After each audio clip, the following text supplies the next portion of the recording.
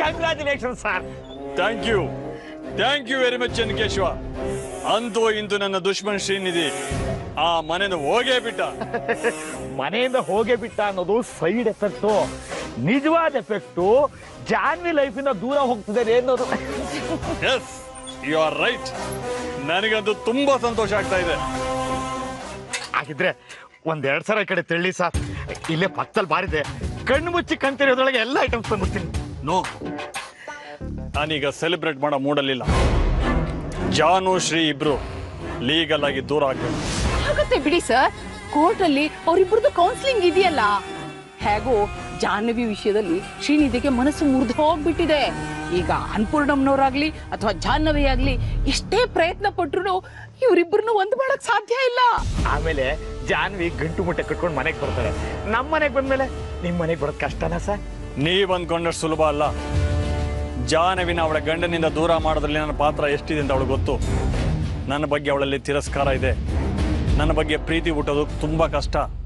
ಅಯ್ಯೋ, ನೀವೊಬ್ರು ಎಲ್ಲ ಹೆಣ್ಮಕ್ಳು ಪ್ರೀತಿಸಿದ ಮೇಲೆ ನಾ ಮದ್ವೆ ಆಗೋದು ನೋಡಿ. ಮದ್ವೆ ಅಂತ ಆದ್ಮೇಲೆನೆ ಪ್ರೀತಿ ತಾನೇ ತಾನಾಗಿ ಉಟ್ಕೊಂಡ್ ಬರುತ್ತೆ. ನಿನ್ ಗಂಡ ಇರೋವ್ರಿಗೂ ಅವಳು ನನ್ನ ಮದುವೆ ಆಗೋದಕ್ಕೆ ಒಪ್ಪೋದಿಲ್ಲ. ಜಾಹ್ನವಿ ಗಂಡನ್ನ ಬಿಟ್ಟು ತವ್ರ ಮನೆಗೆ ಬಂದ್ರು ಇಷ್ಟು ದಿನ ಮೇಂಟೈನ್ ಮಾಡಿದಾಗ ಏನೋ ಒಂದು ಸುಳ್ಳು ಹೇಳ್ತಾ ದಿನ ದೂಡ್ತಾನೆ ಹೋಗ್ತಾಳೆ. ಅಕಸ್ಮಾತ್ ಡೈವರ್ಸ್ ವಿಷಯ ಹೇಳಿದ್ರು ತನ್ನ ಅಪ್ಪನಿಗೆ ಏನೂ ಆಗಬಾರ್ದು ಹಾಗೆ ಮಾನಸಿಕವಾಗಿ ಅವ್ರನ್ನ ಸಿದ್ಧ ಮಾಡ್ತಾಳೆ. ಆಗ್ಲೂ ವೆಂಕಿ ಮಾಮ ಶ್ರೀ ಮತ್ತೆ ಜಾನನ ಒಂದು ಮಾಡಕ್ಕೆ ಟ್ರೈ ಮಾಡ್ತಾನೆ ಇರ್ತಾನೆ. ಶ್ರೀಗೆ ನಿನ್ನ ಗಂಡನ ಬಗ್ಗೆ ಒಂದು ಸಾಫ್ಟ್ ಕಾರ್ನರ್ ಇದೆ. ಅದು ಶ್ರೀ ಮತ್ತೆ ಜಾನನ ಹತ್ರಕ್ಕೆ ತಂದರೂ ತರಬಹುದು.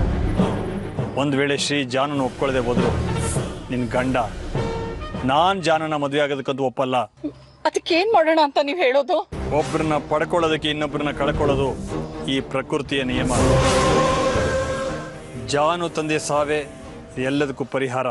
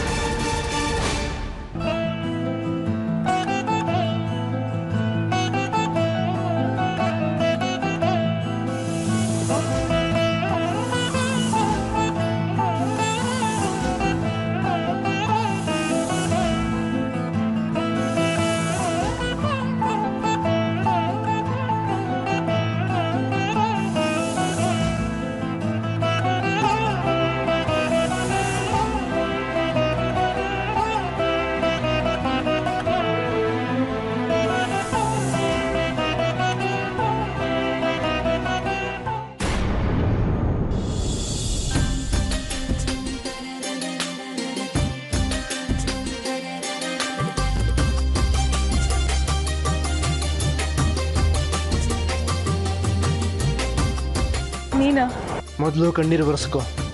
ನಿನ್ನ ಕಣ್ಣಲ್ಲಿ ಒಂದು ಹನಿ ನೀರು ಬಂದರೂ ನಿನ್ನ ಶ್ರೀಗೆ ಸಹಿಸ್ಕೊಳಕ್ಕಾಗಲ್ಲ, ಗೊತ್ತಲ್ವಾ ನಿನಗೆ?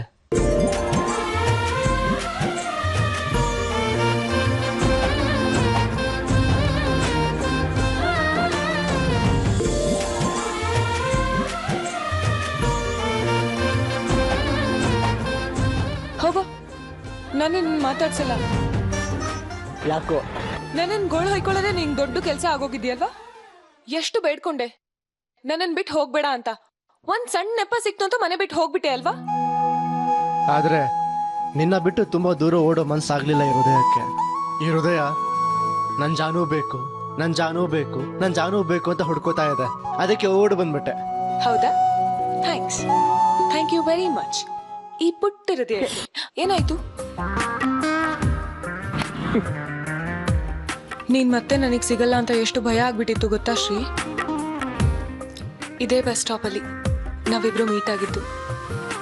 ಇದೇ ಬಸ್ ಸ್ಟಾಪ್ ನಮ್ಮಿಬ್ರು ಪ್ರೀತಿಗೆ ಸಾಕ್ಷಿ ಆಗಿತ್ತು. ಆದ್ರೆ ಇವತ್ತು ನಮ್ಮಿಬ್ರು ಸಂಬಂಧ ಮುರಿಯೋಕ್ಕೆ ಇದೇ ಬಸ್ ಸ್ಟಾಪ್ ನನಗೆ ಕೋರ್ಟಿಗೆ ಕಳಿಸ್ತಿದೆ ಅಂತ ಎಷ್ಟು ಸಂಕಟ ಆಗ್ತಿತ್ತು ಗೊತ್ತಾ? ನಾನು ಒಂಟಿ ಬಾಳಲ್ಲಿ ಬಂದ ಒಂದು ಸಿಹಿ ಕನ್ಸಾಗೆ ಉಳ್ಕೊಂಡ್ಬಿಡ್ತೀನಿ ಅಂತ ತುಂಬಾ ಹೆದರ್ಕೊಂಡ್ಬಿಟ್ಟಿದ್ದೆ. ನನ್ನನ್ನು ಹೆದರ್ಕೊಳಕ್ ಬಿಟ್ಟು ಈಗ ನನ್ನ ಹತ್ರ ಬಂದಿದೀಯಾ? ಹೋಗೋ ದಡ್ಡ ನೀನು. ನಿನ್ನ ಶ್ರೀ ಬಂದಾಯ್ತು, ಅದು ಶಾಶ್ವತವಾಗಿ.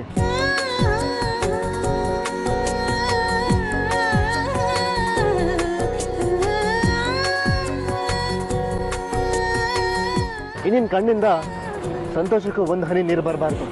ನಿಜ ಹೇಳ್ತಿದ್ಯಾ ಶ್ರೀ? ನನ್ನನ್ನು ಬಿಟ್ಟು ಇನ್ಯಾವತ್ತೂ ಎಲ್ಲಿಗೂ ಹೋಗಲ್ಲ ಅಲ್ವಾ ನೀನು? ಹೇಳು ಶ್ರೀ, ಹೇಳೋ.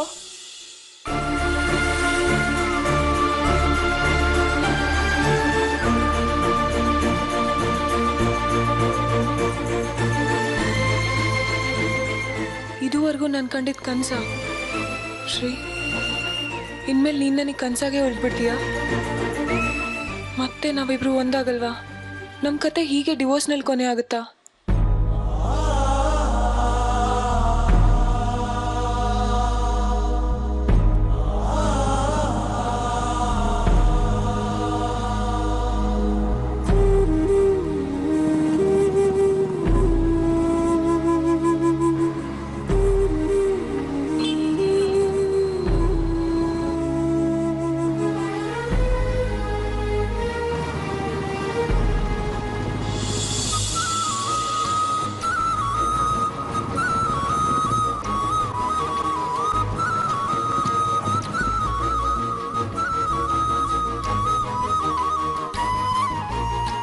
ಒಂದು ನಿಮಿಷ ಇಲ್ಲಿ ನಿಲ್ಲಿಸಿ.